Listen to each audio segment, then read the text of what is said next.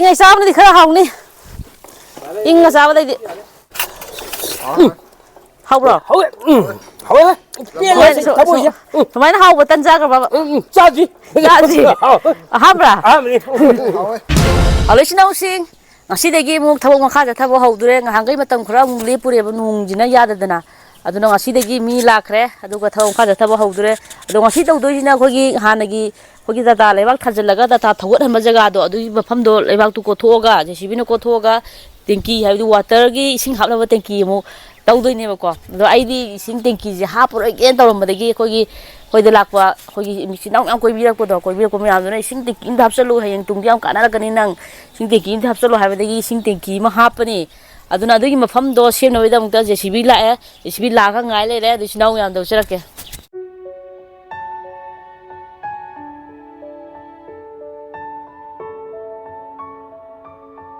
ngasi sinau yam no biriba jcb ne leba ko thoi mafam ji hana ta thogot pagi lambi seng gi mafam adune adu sidagi lok thok leba sina amuk sumang mu sem doine aduga sigi mafam jina amu khogi isingi tenki gi sem no weda mukta mafam jaga amu samaka doine aduga sina yam no ji ubiriba mafam je sigi jina khoi sumang sem dringai gi hoji ji ki oriba leba hap dringai gi fibam dune aduga sigi jaga jidne hoji jcb ne ko thorok leba sing ji sida hap kani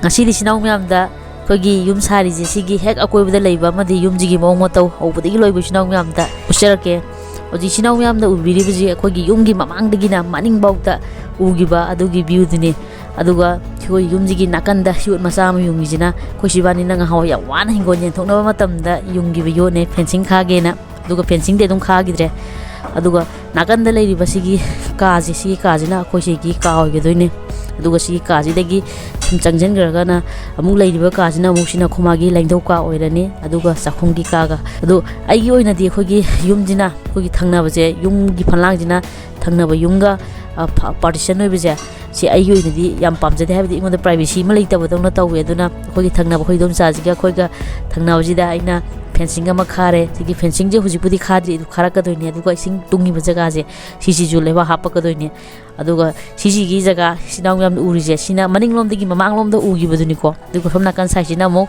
sina sakhum mo gi doine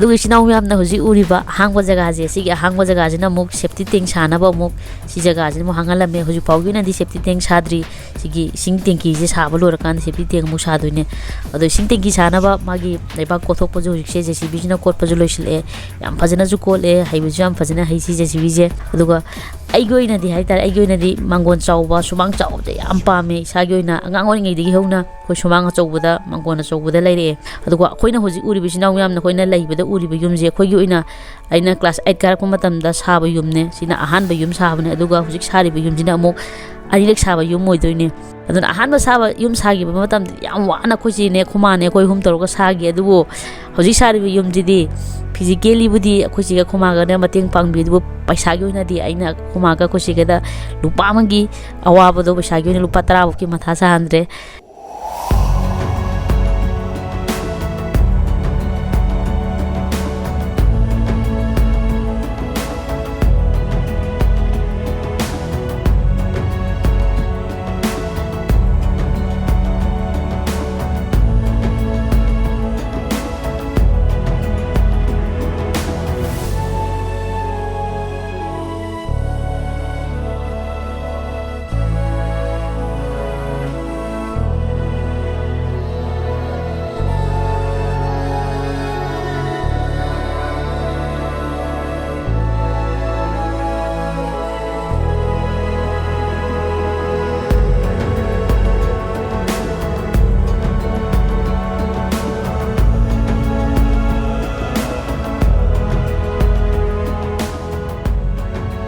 Kaka. Ay la eh. Kaka kari hiding ba? Bye kari hiding đi. Okay hiding ba hello? Hello. Ho. Koi am phajana amjik. Lising tara sawagi. Ai na di try thoi sabi ai ba do kai nai man ba gi tara sawagi on thoki ba. Tara sawagi kano to kanoma tingki ma kanna chali koi jam jisi. Ai cha si gi damakta phana ba koi kanna honari. Adu kano mayam na haga da wa ju dum haibiro. Am comment jum lo bi so na tang ga koi bhai ji ka tang Akoi gi bhai ji da. Kaka ai ninge. Akoi marup na hari si khwaji hena ya summa bani. Koi now isian yaure. Koi mayam ya koi isa ki khala koi khau jam kana section na phajana. Phajana honari. Khoi na ka ba mak khoi bu ga yaw ya ne. Join ka koi thap. Ai po sai da kai lo ai bno. Sai to. Duitin do. Ani piece ani kata mahram da. Duitin piece ani. Dua ke. Lagi tuap eneng ki yota mapun kya. Bandal lahum mari. Adagi ait bandal kya. Ait bandal lama. Aduga ait bandal lama lere. Aduga tuap ki da mari lere. Yopi kya. Yopi khangdri. Yopi ke jini insi ni ki natro. Mang cái gì xí này lâu này na một khung chân mấy cái đã hay mấy cái đã xí này khai đầu tôi đó farmer chân mấy cái đó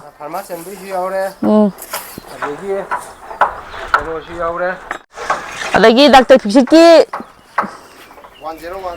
doctor visit 101 ki kok ta ama 15 liter ai đây nè adu ma yot ki yot nó có yopi cái rồi ko Okay, P9. Mira 71 ni kaino. Oh, tapi dah maga okay. Adi di chasi kana di.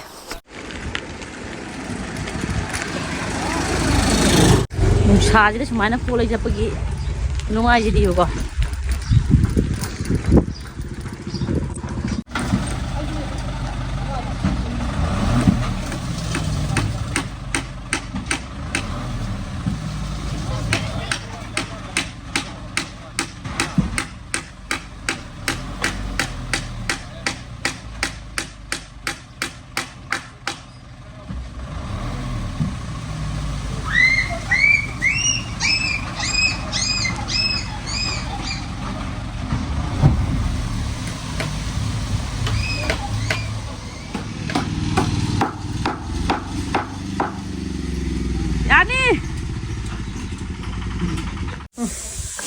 Ini gari apa mulak mana? Gari mulak sele. Ini simen ki gari. Hầu tan hầu chứ nó khá giá bộ lấy bây giờ thì khá chập hầm mùi thế nào đúng bây giờ khá xếp bởi mà lấy xuống khăn bởi mấy bây giờ xếp bởi ra mà tan hầu gì cả giá bộ lấy cái bây giờ xếp bởi kìa chính là sang nhà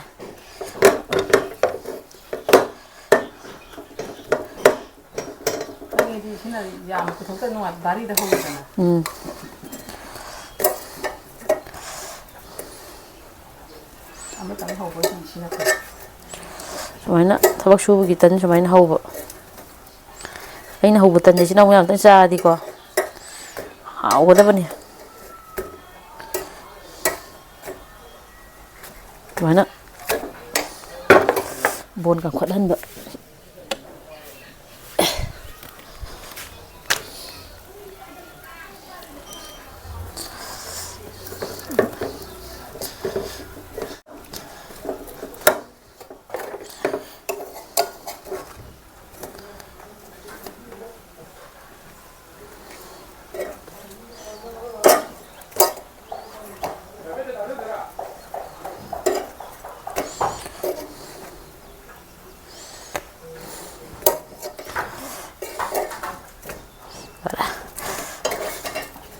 Kita tambah semuanya. Ôi cái xa rồi đó.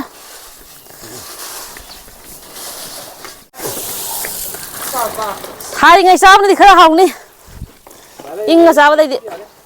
Ai vô khăn đó. Có hai ngày sau này thì khá hồng đi.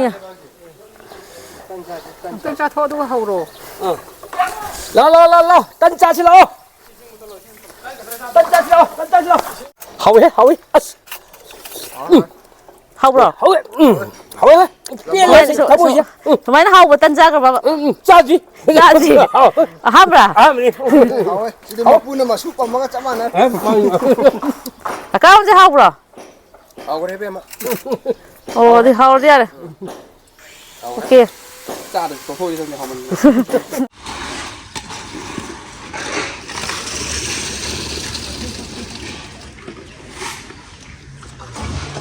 Ông làm rằng là đi ngang cái số của pizza mấy em thì cái ngasi này pizza chẳng chẳng mà lên ngasi cái ngasi uk tegi na khôi phao thấy nó chẳng cái pizza gì lupa là mấy hè na ngasi nông khang nó chẳng cái để xin ông em na pizza aku cái foundation de lupa kia chẳng cái là hàng bùn ai pulap thì hay đúc bia đi đâu phải là đi chẳng cái đâu ngasi cái này hay đôi chứ si ama san mà de lupa kia lawi aduga cái DPC hay bên này adu grade beam này si de lupa kia chẳng cái đâu mấy xin ông em thấy chứ cái aduga sumana si ama mam chan baje sumana si ama mam chan baje da lauri bisa je si ama de lupa taruk lawe aduga ulap na hai tare gi sigi yumbam je si chan baje da chekli sing nipan khare na change ba ko ogi DPC hai baje DPC sumaina si DPC hai ba ko si DPC hai ba le re sina makhong hai ba duni dana aduga si de lai je adu si de lai je si jina sigi makhong hai je si ai na hana ngalli ngai nam haude ba ko si jina grade beam ko ba ko si da hai je si da hai jina grade beam ko tu ka grade beam ji di hai ba matamda magi hai man je square feet lupa mongdra